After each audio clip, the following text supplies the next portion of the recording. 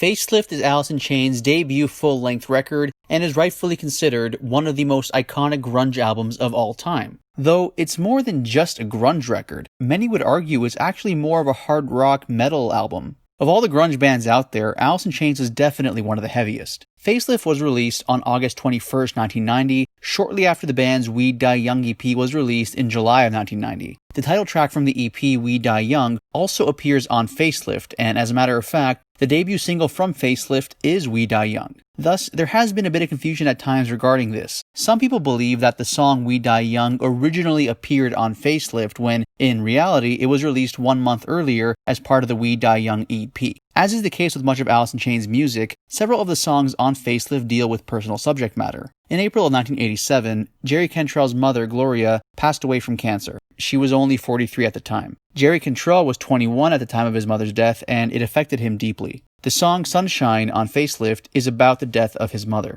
As a matter of fact, Facelift is dedicated to the memory of Jerry Cantrell's mother. In January of 1991, a few months after the release of Facelift, Jerry told the following to Spin magazine. "When I was a little kid, I'd always tell her, 'I'll be famous and buy you a house and you'll never have to work again. I'll take care of you like you took care of me.' When she passed away, I didn't know how to deal with it, and I still don't. But it gave me the impetus to do what I'm doing." Thematically, Facelift deals with heavy subject matter such as death and depression. According to Jerry Cantrell, the album was intended to have a, quote, moody aura, a direct result of the brooding atmosphere and feel of Seattle. As mentioned, Facelift was released on August 21st, 1990. About a year later, on September 11th, 1991, the record was certified gold, becoming the first record from the grunge movement to be certified gold. The album itself was recorded from parts of December 1989 to April of 1990 at London Bridge Studios in Seattle and at Capitol Recording Studio in Los Angeles. And in terms of the actual recording of the record, Alice in Chains drummer Sean Kinney stated that he had recorded the album with a broken hand. "I almost didn't play on the record.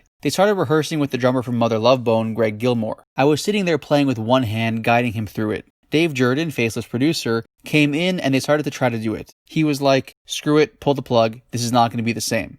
Luckily, we took a tiny bit of time off. I had that cast on for a while and was like, I can't miss this. I cut my cast off in the studio and kept a bucket of ice by the drum set, kept my hand iced down, and played with a broken hand." In addition to the music, the cover art for Facelift is also one of the iconic images in grunge. Part of what makes this image iconic is the fact that the person in the photo is actually Alice in Chains bass player Mike Starr. Rocky Schenk, the man who directed many of Alice in Chains music videos, also did photography for Facelift. Rocky Schenk did lots of experimental photography, and the band was impressed by some of his work. In particular, the band admired Rocky's portraits of distorted faces and wanted him to do something similar for the album cover of Facelift. He took portraits of each of the band members, and ultimately, one of the photos of Mike Starr was chosen as the cover for Facelift. As a matter of fact, Alice in Chains decided to name the record Facelift after seeing how unnatural and distorted Mike Starr's face looked in that photo. Jerry Cantrell has said that the original idea for the album cover was an embryonic type thing which would represent the birth of the band, so to speak. But the distorted, unnatural looking image of Mike Starr's face was darker and fit well with the dark themes of the music. In addition to the studio recording of the album, the band also released a compilation record called Live Facelift, a concert video and live album featuring the band performing some of the songs off of the record at the Moore Theater in Seattle. The Moore Theater is an important location in the story of grunge in general. I made a video about Nirvana's history with the Moore Theater. If you'd like to see that video, the link is available in the description box below. The record which brought grunge to the widespread mainstream consciousness was Nevermind, which was released on September 24th, 1991, and went gold on November 27th, 1991. But as mentioned, Facelift was the first grunge record to go gold, officially achieving the feat on September 11th, 91. As iconic of a record that Facelift is, however, it was not a major success right off the bat. It sold less than 40,000 copies in the first 6 months after its release. Now, 40,000 copies is still a very respectable number, but for a major label release, it's not exactly up there. It was only after MTV added the music video for Man in the Box into its regular daytime rotation that the album began to take off, eventually selling 400,000 copies in 6 weeks, compared to 40,000 copies in 6 months. I did an interview with JJ French from Twisted Sister a little while back where he discussed the impact Alice in Chains had on MTV. It's common knowledge that Nirvana was the band that really put the final nail in the coffin in terms of glam metal's mainstream popularity, but in this interview, JJ makes the point that Alice in Chains was the band that first got MTV to steer away from glam metal towards grunge. Here's a clip from that interview. MTV changed dramatically. So a friend of mine was an executive at MTV. So I called her and I asked her what happened. Because was it the equivalent of the dinosaur, of the meteor hitting, the world and wiping out the dinosaur? And she said that they would sit down every Tuesday to watch videos, the new videos. And, like all these little hair bands were like little jets on a runway, the Atlantic jet, the Columbia jet, the Geffen jet. The turning point was a video called Man in the Box by Alice in Chains. It totally shifted their focus away from, quote, hair bands that had dominated MTV and made Twisted Sister, or we made them. But, that was 84 for us. So here we are in 91. So I had a good run, 6 years, 7 years, and then Man in the Box comes out, and they look at it, and they had a choice to add Man in the Box or a video by a group called Thunder that was your typical prototypical heavy metal band, hair that did all the things that hair is supposed to do and all this shit. And they were on Geffen, and that was the next hyped band coming, and they looked at Thunder, and they looked at Man in the Box, so Alice in Chains, and went, we're taking that.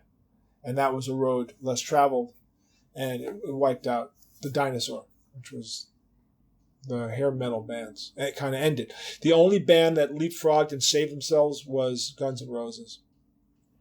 And my theory is that Guns N' Roses was not perceived as a joke.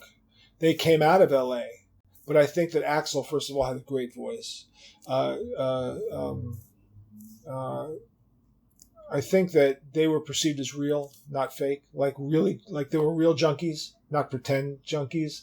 So there's authenticity is all about authenticity, and grunge is all about authenticity. People wanted authenticity, so they got it with grunge, and it wiped out the perceived frivolousness of hair metal, which is, hey man, let's party, let's get the girls and drink, and I think people just got sick of that, and they wanted authentic. That's what I think, anyway.